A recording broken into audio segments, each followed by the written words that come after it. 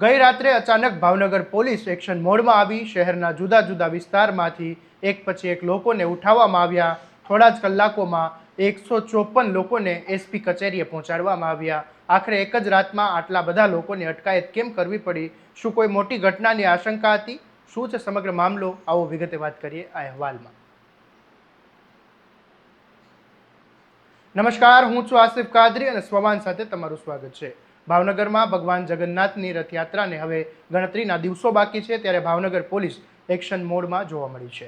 શહેરમાં કાયદો અને વ્યવસ્થા જળવાઈ રહે તે માટે કોઈ અસામાજિક તત્વો માહોલ બગાડવાનો પ્રયાસ ન કરે તે માટે પોલીસે મોડી રાત્રે મોટું કોમ્બિંગ ઓપરેશન હાથ ધર્યું હતું. આ ઓપરેશન દરમિયાન જુદા જુદા વિસ્તારમાંથી કુલ 154 લોકોની અટકાયત કરવામાં આવી. એસપી કચેરીએ તેમને લાવવામાં આવ્યા અને પોલીસના જણાવ્યા મુજબ આ તમામ લોકો અગાઉ અસામાજિક પ્રવૃત્તિમાં સંડોવાયેલા હતા અથવા તો તેમના વિરુદ્ધ વિવિધ પ્રકારના ગુના નોંધાયેલા છે. તમામને કાયદાનું પાલન કરવા અને કડક સૂચના આપવામાં આવી હતી. આ કાર્યવાહી બાદ ભાવનગર પોલીસે શહેરમાં મેગા ફૂટ પેટ્રોલિંગ પણ યોજ્યું હતું અને જેમાં ભાવનગરના રેન્જ આઈજી, જિલ્લા પોલીસ અધિક્ષક, એસપી, ડીવાયએસપી સહિતના ઉચ્ચ પોલીસ અધિકારીઓ અને મોટી સંખ્યામાં પોલીસ કર્મચારીઓ જોડાયા હતા.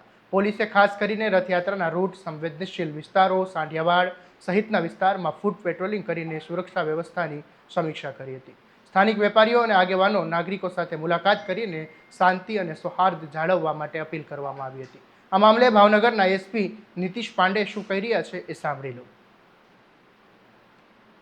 આ વખતે જે છે 41મી રથયાત્રા જે છે ભાવનગરમાં 16 જુલાઈએ થવાની છે. એની સુરક્ષાના ભાગરૂપે અને કાયદા વ્યવસ્થા જળવાઈ રહે એના ભાગરૂપે છેલ્લા 10 દિવસથી સતત જે છે local police, Bhavnagar police, city division અને એલસીબી એસઓજીના અલગ અલગ જે ટીમો છે, અલગ અલગ સંવેદનશીલ વિસ્તારોમાં સતત ફૂટ પેટ્રોલિંગ અને કોમ્બિંગના જે છે આયોજન કરવામાં આવેલ છે.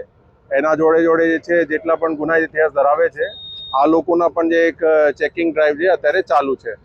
આજના દિવસે જે છે એક મેગા કોમ્બિંગના આયોજન કરવામાં આવેલ છે. સિટીમાં ટોટલ 5 પોલીસ સ્ટેશન છે. એમાં અમે જે છે લોકલ સિટી ડિવિઝન, હેડક્વાર્ટરની પોલીસ, આજુબાજુ થાનાના પોલીસ અને એલસીબી એસઓજીના બધા મળીને લગભગ 350 જેવી પોલીસની અમે 29 જેવી જે છે અલગ અલગ ટીમો બનાવી છે ચેકિંગ કરવા માટે. એમાં જે છે ટોટલ 35 જેવા અધિકારીઓ પીએસઆઈ નવાબ સામેલ છે અને આ લોકોને જે ખાસ ટાસ્ક આપવામાં આવેલ છે કે જેટલા પણ જૂના ગુનાહિત ઇતિહાસ ધરાવે છે, શરીર સંબંધી, એમસીઆર, એસટી શીટ બધાને ચેક કરવામાં આવે. જેટલા પણ આરોપીઓને જામીન થઈ છે એની ગતિવિધિ પર પણ ચેક કરવામાં આવે અને જેટલા અત્યારે છેલ્લા 2-3 મહિનાના ગુનામાં જે ફરાર આરોપીઓ છે એને પણ પકડવા માટે જે મહેનત કરવામાં આવશે. અને એના ભાગરૂપે જે છે આજે અલગ અલગ વિસ્તારોમાં જે અમારી જે અલગ અલગ એ 29 ટીમો છે ચેકિંગ કરે છે અને એના જોડે જોડે અમારી સિટીના આજુબાજુના વિસ્તારોમાં ટોટલ 8 જેવા ચેકપોસ્ટ પણ છે જ્યાં બધું વાહન ચેકિંગની ડ્રાઈવ બ્રેથલાઇઝર સાથે કરવામાં આવશે. ભાવનગર પોલીસે સ્પષ્ટ શબ્દોમાં કહ્યું છે કે રથયાત્રા દરમિયાન કાયદો હાથમાં લેવાનો પ્રયાસ કરનાર કોઈ પણ વ્યક્તિને છોડવામાં નહીં આવે. કોઈ પણ પ્રકારની અફવા કે ગેરકાયદેસર પ્રવૃત્તિ, શાંતિ ભંગ કરવાનો પ્રયાસ કરનારા સામે કડક કાયદેસરની કાર્યવાહી કરવામાં આવશે.